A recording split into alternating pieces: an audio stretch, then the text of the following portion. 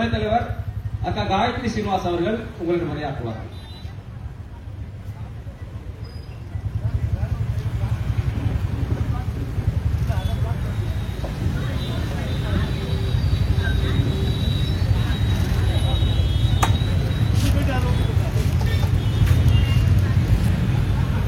அனைத்து பாரதிய ஜனதா சொந்தங்களுக்கும் என்னுடைய வணக்கங்களை தெரிவிச்சுக்கிறேன். இங்க இருக்கக்கூடிய நம்மளுடைய நிர்வாகிகள் நாங்க இப்போ ஒரு சின்ன கோஷம் ஒண்ணு போட போறோம். இந்த கோஷத்தை தயவு செஞ்சு இங்க இருக்கக்கூடிய வணிகர் பெருமக்களும் சரி, வண்டியில போயிட்டு இருக்கக்கூடிய மக்களும் சரி, வீட்டுக்குள்ள இருக்கக்கூடிய தாய்மார்களும் சரி, கொஞ்சம் தயவு செஞ்சு கேளுங்க.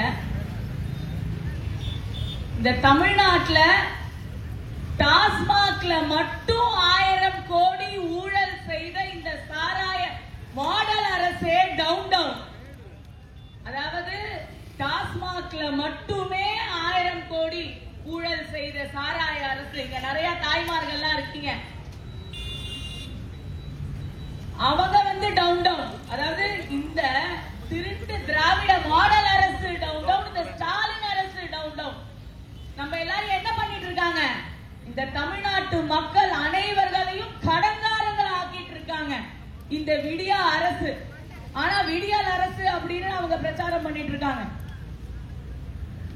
எங்களுடைய உலக நாயகன் மோடி அவர்களின் சிஷ்யன் இங்க நம்ம தலைவர் திரு அண்ணாமலை அவர்கள் திங்கட்கிழமை அன்னைக்கு ஒரு முற்றுகை போராட்டம் அறிவிச்சிருக்காரு. இது எல்லாருக்கும் தெரியணும், எங்க நிர்வாகிகளுக்கு தெரியும், இது பொதுமக்களுக்காக தான் நாங்க இதை சொல்றோம்.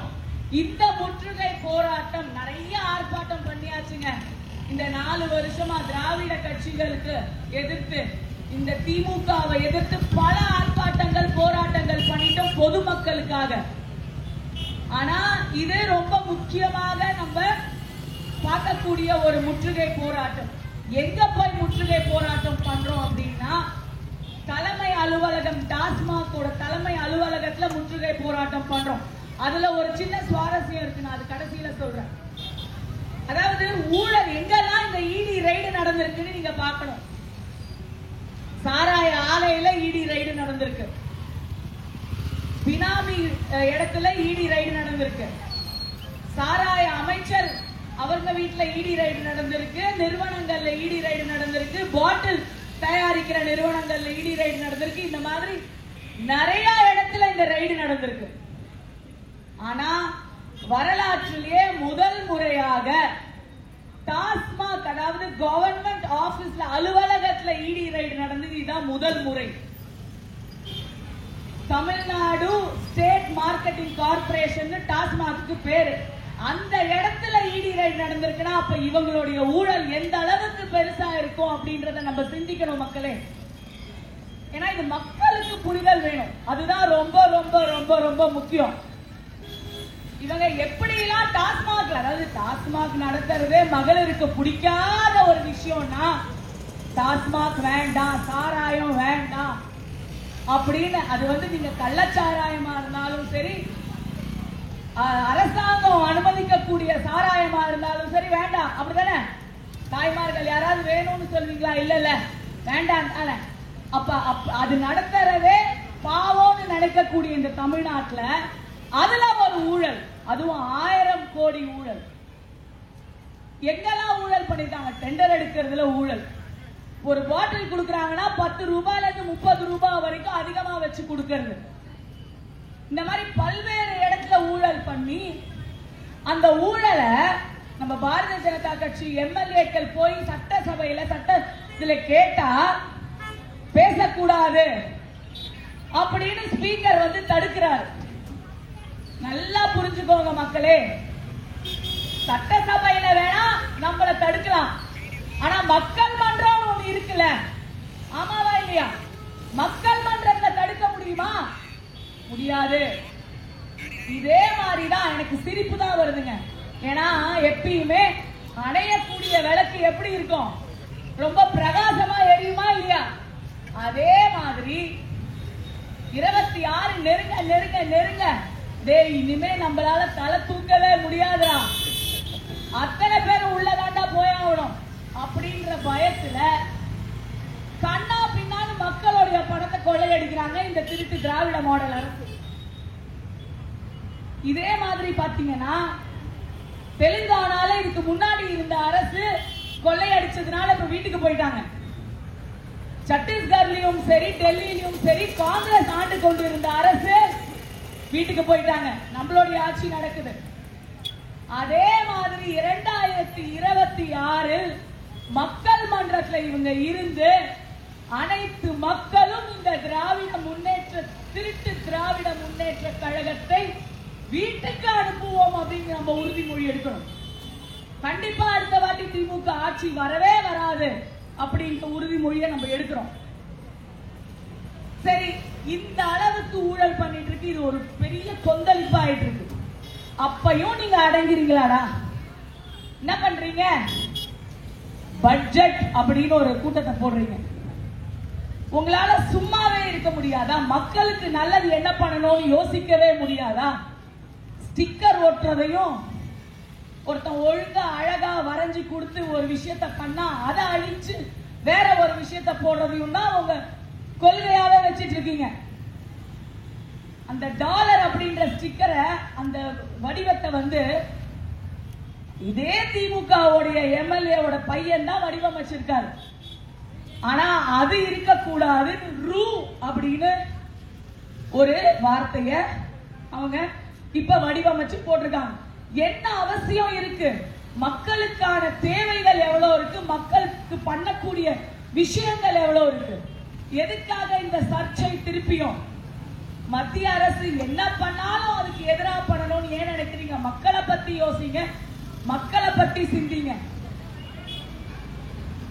ஏற்கனவே தம்பி சதீஷ் சொன்ன மாதிரி ரூபாய் அப்படின்றது ஒரு சமஸ்கிருத வார்த்தை. நம்ம தான் தமிழனே கிடையாது. அப்புறம் எப்படி உனக்கு தமிழோடைய ஒரு மதிப்பும் மரியாதையும் தெரியும்?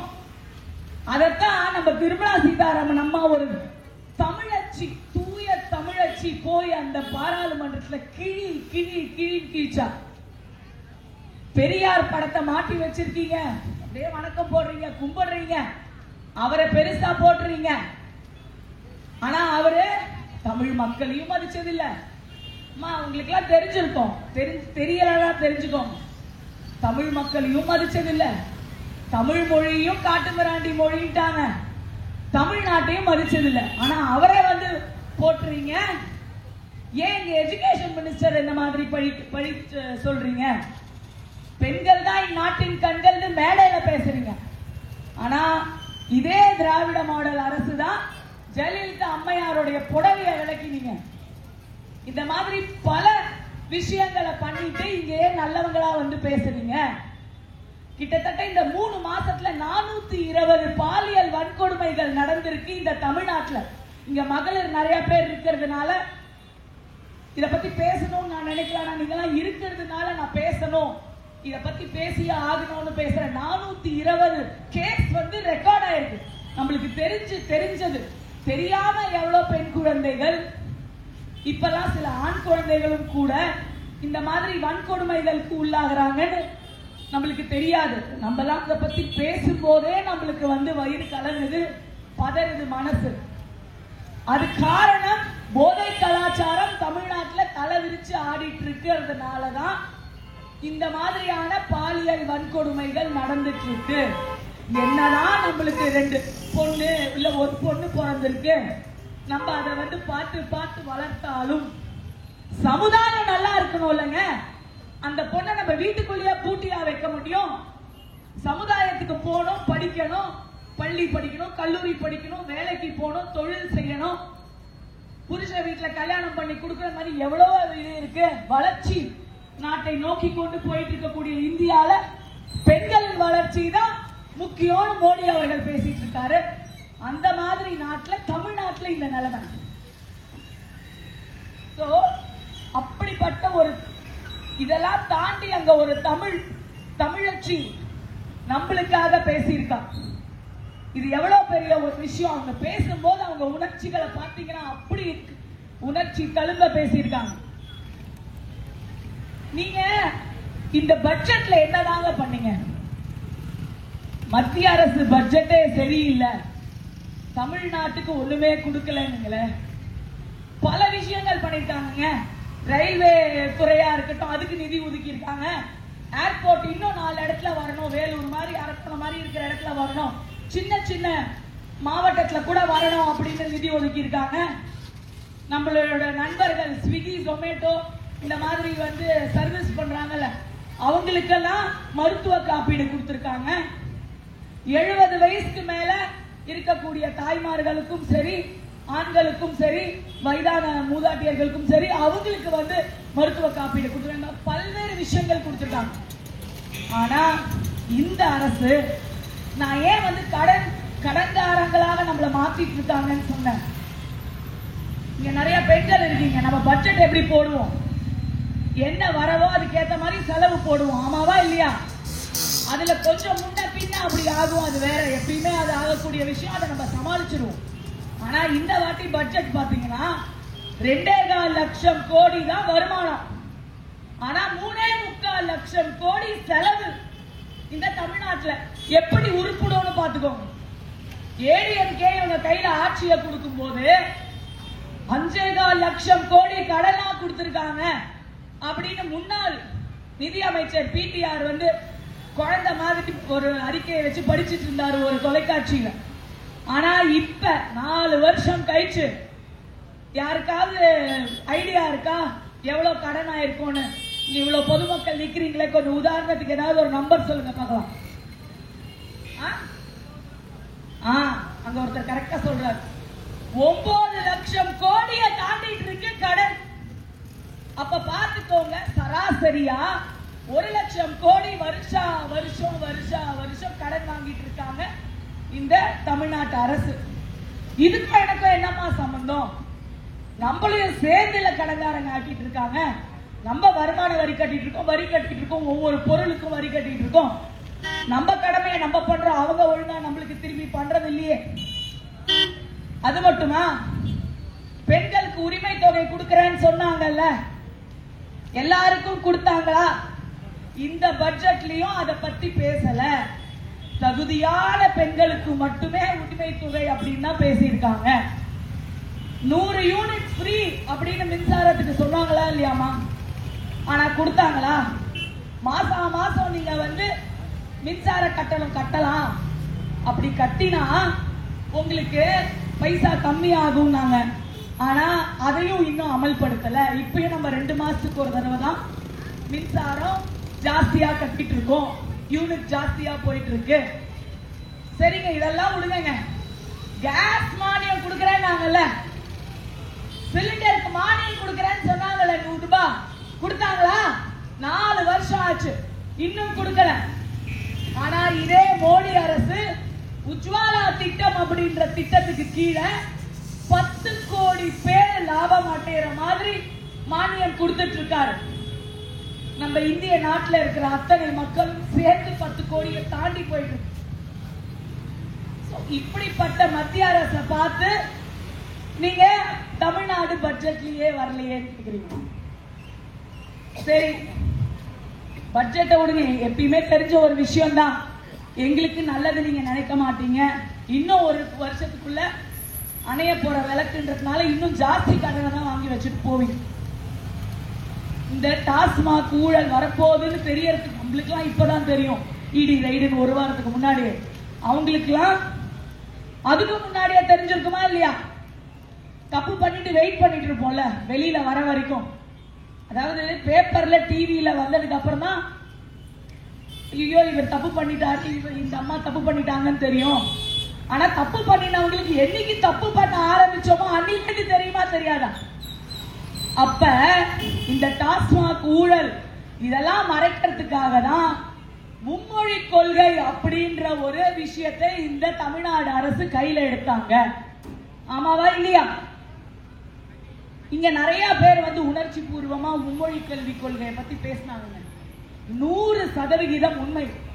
ஆனா நான் சில முக்கியமான குறிப்புகளை மட்டுமே சொல்லணும்னு நினைக்கிறேன். மும்மொழி கல்வி கொள்கை NEP-னா என்னங்க? அதுல 3 மொழி படின்னு மட்டும் சொல்லலைங்க. நல்லா புரிஞ்சுக்கோங்க. பொதுமக்கள் தயவு செஞ்சு காது கொடுத்து கேளுங்க.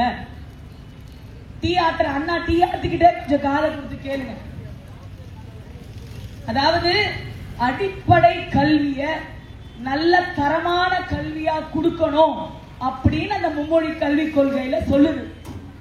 நம்ம பையனோ பொண்ணோ ஒரு பேப்பரை கொடுத்து இத படிமா அப்படின்னா தமிழ் தடுமாறி படிச்சா என்ன சொல்லுவோம்? நம்ம அடிப்படை ஒழுங்கா படிக்கல, கிச்சு ஒழுங்கா படிக்கல சொல்லுவோமா மாட்டோமா?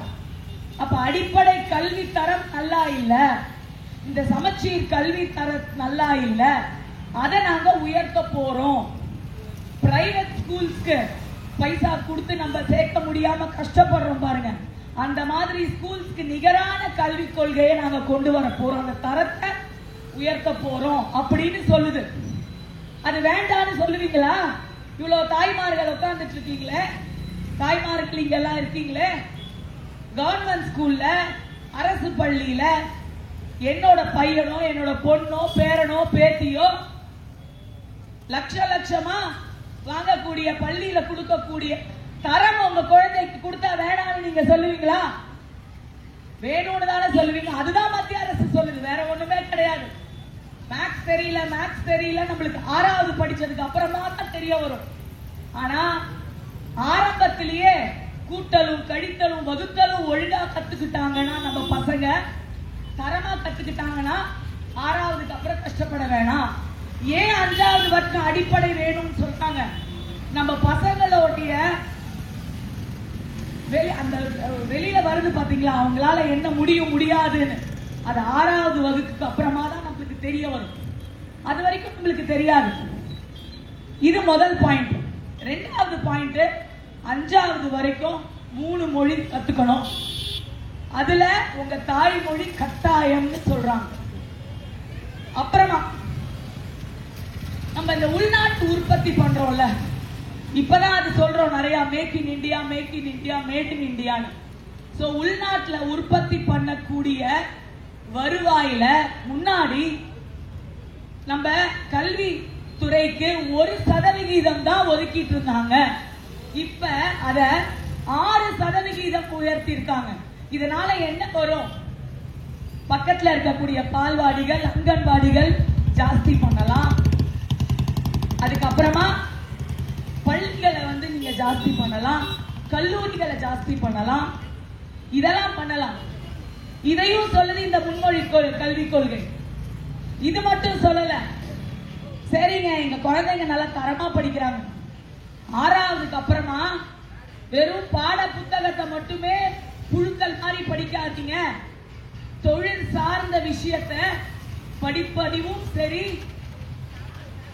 தொழில் சார்ந்த விஷயத்தை நீங்க பிராக்டிகலாவும் படிக்கக்கூடிய வாய்ப்பை உங்களுக்கு உண்டுபடுத்தி கொடுக்குது இந்த மும்மொழி கல்வி கொள்கை. நீ என்ன படிக்கிறையோ அதை நீ செய்ய. இந்த lab, physics lab, chemistry lab, biology lab எல்லாம் எப்ப வரும்? 9வது 10வது இதுலதான் வரும். ஆனா நீ 6வதுல இருந்தே போய் நீ என்ன படிக்கிறியோ அதை நீ செயல்படுத்து. அப்பதான் உனக்கு படிச்சது புரியும், இல்லனா புரியாது. நீ வெறும் மெமரைஸ் பண்ணி எழுதிட்டு வருவ, மனப்பாடம் பண்ணி நீ எழுதிட்டு வருவ, அதை பண்ணாதன்னு சொல்லுது. அது தப்பா? இங்க இருக்கக்கூடிய அனைத்து பொதுமக்கள் கிட்ட நான் கேட்கிறேன், அது தப்பா? தியரிட்டிக்கல் நாலேஜும் வேணும், பிராக்டிக்கல் நாலேஜும் வேணும் இந்த மும்மொழி கல்வி கொள்கை சொல்லுதே, அது தப்பா? அதை இம்ப்ளிமெண்ட் பண்ணவும் மத்திய அரசு பைசா ஒதுக்கிட்டு இருக்கே, அது தப்பா? கடைசியா 2 விஷயம். இது மட்டும் இல்லாம டீச்சர்ஸ் தரமானவங்களா இருக்கணுமா இல்லையா? இந்த விஷயம் நம்ம எல்லா இடத்துலயும் பிரச்சனையா இருக்கு. அது அரசு பள்ளிகள்லயா இருக்கட்டும், தனியார் பள்ளிகள்லயா இருக்கட்டும், டீச்சர்ஸ் சரியே இல்லைங்க, மாறிக்கிட்டே இருக்காங்க. அப்ப டீச்சர்ஸ்க்கு முதல்ல ட்ரைனிங் நல்லபடியா கொடுங்க. 4 வருஷம் இன்டகிரேட்டட் பிஎட் கோர்ஸ் முடிச்சாதான் நீ டீச்சர் ஆகிறதுக்கே தகுதின்னு சொல்றாங்க. கடைசியா இன்னும் நிறைய இருக்கு, சொல்லிட்டே போகலாம். கடைசியா இன்னும் என்ன சொல்றாங்க? பிரைவேட்ல ரொம்ப கஷ்டப்பட்டு, அதாவது ஏழை மக்களுக்கு பிரச்சனை இல்லைங்க, மானியம் வருது, தமிழ்நாட்டில் வரல, அட்லீஸ்ட் மோடி அரசு மூலியமா நீங்க எல்லாம் பயனடைஞ்சிருந்தீங்கன்னா சந்தோஷம். ஆனா இந்த நடுத்தர மக்கள் இருக்காங்க பாத்தீங்களா, ஐயோ கௌரவத்துக்காகவாது பைசா இல்லைனாலும் தனியார் பள்ளிகள்ல போய் நம்ம பசங்களை போடுவோம். அந்த மாதிரி இருக்கும் போது கஷ்டப்பட வேணாம்னு சொல்லிட்டு ஃபீ கேப் அப்படின்னு ஒண்ணு கொண்டு வராங்க. தனியார் பள்ளிகள் அனைத்துக்கும் ஒரே விதமான கட்டணம் தான் நீங்க வசூலிக்கணும், அதுவும் இந்த ஸ்லாப்ல தான் இருக்கணும், இதுக்கு மேல இருக்கக்கூடாது அப்படின்னு சொல்றாங்க. இந்த மாதிரி பல்வேறு விஷயங்கள் மும்மொழி கல்விக் கொள்கையில இருக்குங்க. அப்படி இருக்கக்கூடிய இந்த கல்விக் கொள்கையை என்னது இந்தி வேணாம் இந்தி வேணாம், நாங்க நிஜமாவே காட்டு மிராண்டி கூட்டமா?